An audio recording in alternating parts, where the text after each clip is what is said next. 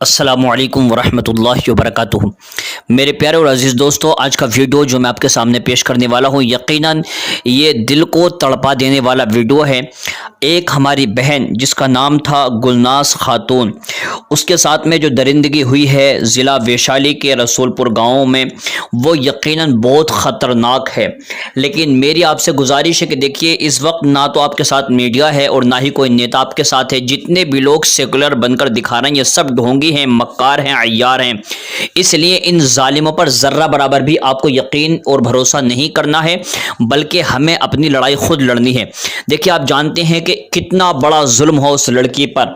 नाम उन लड़कों के आप देख सकते हैं, मैं उनका फोटो भी आपको दिखा रहा हूं कि ये कौन आतंकवादी हैं, कौन ये जालिम है। आज इल्ज़ाम लगाया था मुसलमानों पर कि ये लोग लव जिहाद करते हैं। इस तरीके की बहुत सारी घटनाएं मुसलमानों के साथ जोड़ दी जाती हैं और टीवी पर कुछ ऐसे दलाल एंकर आ जाते हैं, जैसे कि रोमाना को देख लें आप, या फिर रूबिका जैसी कमीनी नीच लड़की, और इसके अलावा और बहुत सारे लोग को देख लें। ये लोग सुबह से लेकर शाम तक, अगर कोई वाक़या पेश आ जाए तो सुबह से लेकर शाम तक भौंकते रहते हैं एक कुत्ते की तरह, और कहते हैं ये लव जिहाद है, लव जिहाद है। लेकिन अभी तक आपने ये खबर किसी भी चैनल पर नहीं देखी होगी, क्योंकि लड़की मुसलमान थी और जिन्होंने ये केस किया है, उस लड़की को जलाकर मार दिया है, वो दोनों के दोनों हिंदू हैं। नाम है सतीश कुमार और दूसरे का नाम है चंदन कुमार। इन लोगों ने क्या किया, लड़की पर डोरे डालने शुरू कर दिए, लेकिन लड़की ने अभी इनकार किया और लड़की ने उनसे शादी को मना कर दिया। तो उन जालिमों ने क्या किया, उसके ऊपर मिट्टी का तेल छिड़क के और उस बच्ची को आग लगा दी।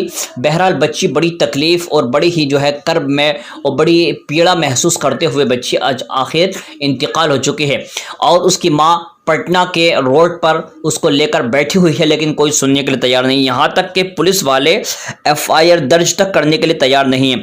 आज मैं पूछना चाहता हूँ, जितने लोग अपने आप को सेकुलर कहते हैं, चाहे वो तेजस्वी यादव हो, चाहे नीतीश कुमार हो, चाहे गुलाम रसूल बलियावी जैसा दलाल हो, कौम का दलाल हो, ये सब के सब सो गए हैं, मर गए हैं। ऐसा लग रहा है सब पर जो है लकवा मार गया है, और ऐसा लगता है सबको पैरालिसिस अटैक हो चुका है।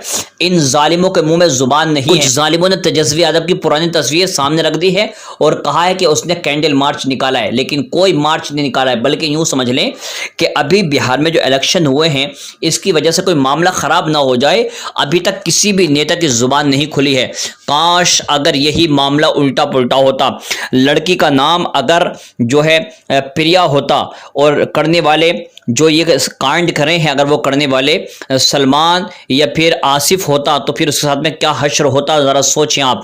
मतलब यह है कि सुबह से लेकर शाम तक आपको टीवी चैनल लाइव डिबेट दिखाई देते हैं और उसमें पूरी कौम को गालियां दी जाती, पूरी कौम को बुरा भला कहा जाता।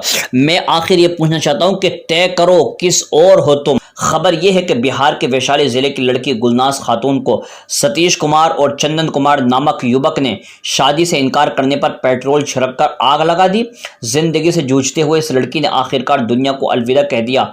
आरोपियों पर कोई कार्रवाई नहीं हुई है, इसलिए मां और परिवार पटना की सड़कों पर बेटी का शव रखकर इंसाफ की गुहार लगा रहे हैं, विरोध दर्ज कर रहे हैं, पर सुनने वाला कोई नहीं है। फिलहाल ये खबर है कि हत्या के 3 आरोपियों पर एफआईआर दर्ज कर ली गई है, वो भी जब उन पर बहुत दबाव बना गया तब जाकर कहीं उन लोगों ने एफआईआर दर्ज की है। वो कहते हैं, आप जरा सोचें, अगर आरोपियों के नाम और पीड़िता के नाम उल्टे होते तो अब तक तमाम गोदी मीडिया, सोशल मीडिया भेड़िया बनकर सक्रिय हो चुका होता। लव जिहाद, कट्टरता, एक समुदाय से नफरत भरे पोस्ट, गालियों की बौछार से भरे पोस्ट सबके मोबाइल में पहुंच चुके होते। एक पूरे समुदाय को आतंकवादी बता दिया जाता। मीडिया आपको बता रहा होता कि धर्म विशेष के लोग समाज के लिए कितना बड़ा खतरा है, और सत्ताधारी पार्टी के नुमाइंदे जगह जगह जहर उगल रहे होते। पर अब ऐसा कुछ नहीं होने वाला है। फिर आप कहते हैं कि सब ठीक ठाक चल रहा है ना। बलात्कार और महिला हिंसा की तमाम घटनाओं पर एक नज़र आप दौड़ाइए, फिर देखिए किन केस को हाईलाइट किया गया और उनके पीछे के कारण क्या थे। आप पाएंगे कि एक तरफ सिर्फ वही मुद्दा मीडिया की टैगलाइन बने जिनमें राजनीतिक फायदा था, चाहे वो धर्म के आधार पर हो या जाति के आधार पर हो। बाकी जिसमें राजनीतिक फायदा नहीं था, वो मुद्दे फाइलों के नीचे दबकर मर चुके हैं या इज्जत की आड़ में अनकहे रह गए हैं। अब इन मुद्दों पर जागने वाली संवेदनाओं पर भी एक नजर दौड़ा लीजिए। जनता की संवेदनाएं भी जाति धर्म देखकर कम ज्यादा का उछाल मारती रही हैं। अपनी अपनी धर्म जाति अपनी राजनीतिक रुचि के हिसाब से लोग महिला मुद्दों पर मुखर होते रहे हैं और बाकी सब पर एक गहरी चुप्पी साध लेते हैं। महिला अपराध भी अब राजनीतिक की प्लेट में रखा खाना है, जिससे राजनीतिक भूखे लोग अपना अपना पेट भर रहे हैं। ऐसे में महिला मुद्दों और अधिकारों की निष्पक्ष लड़ाई कब लड़ी जाएगी? महिलाओं की सुरक्षा पर निष्पक्ष रूप से बात कब होगी? क्या इन पर फेमिनिस्ट बात करेंगे? लेकिन फेमिनिज्म में आए भयंकर बिखराव और भटकाव से अब ये उम्मीद रखना बेकार सा लगता है। ऐसे में सवाल अब भी ज्यों का त्यों बना है कि महिलाओं का क्या कोई अपना देश होगा या देह ही उनका देश बनकर रह जाएगा? ये पोस्ट लिखने वाली कहती हैं कि मैं हमेशा से यही मानती रही हूँ कि लड़कियों का ना कोई देश है, ना धर्म, न जात, देह ही उनका देश है।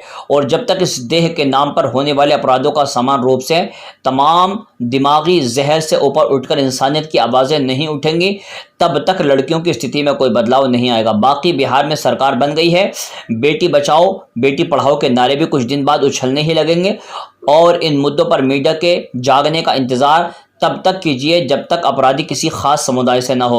बाकी तो सब ठीक ठाक चल ही रहा है।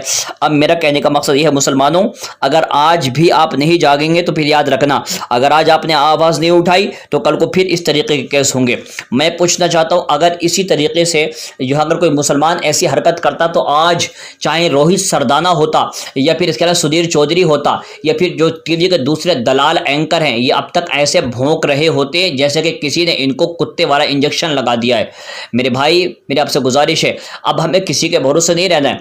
इतनी आवाज़ उठाएं कि जो हमारी बहन गुलनाज, जिसको बड़ी जो है पीड़ा के साथ, बड़े दर्द के साथ उसका इंतकाल हुआ है, मैं उसके फ़ोटोज़ भी आपको नहीं दिखा सकता, जो उसके जली हुई के फ़ोटो और वीडियोज़ भी मेरे पास थे, मगर चूंकि मैं दिखा नहीं सकता, इतनी तकलीफ़ उस बच्ची को जब वो बोल रही थी और बता रही थी कि सतीश और चंदन कुमार और इनके साथ कोई एक और आदमी था, ये लोग भगवाधारी कपड़े पहनने वाले लोग हैं।